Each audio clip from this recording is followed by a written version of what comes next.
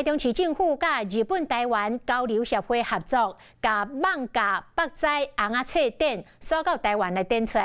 北斋红仔册是日本江户时代画浮世绘700图的画师葛饰北斋的绘本。希望动画艋舺迷众会当透过这个展览，感受已经流传200多年的北斋红仔册的魅力。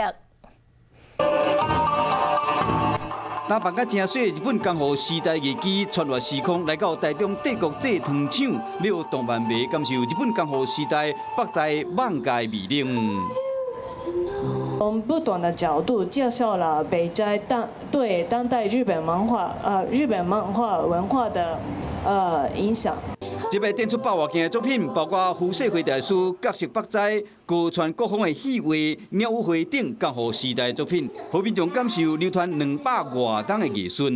提到浮世绘，提到江户时代的武士艺伎，以及神奈川的波浪哈，这些经典画面，大家就可以突然想到说，原来在自己的手机壳哈，在自己的水壶以及在衣服上，都曾经跟这样的一个风行全球的这样的一个符号曾经生活在一起过，有生活上的交集。江户时代北斋红仔图一直到今嘛依然是国际闻名，进前伫罗马、印度等等的都市展出，风评真好。这摆选来台湾头一站伫台中，展期是到1月14日，有兴趣的乡亲会当去欣赏。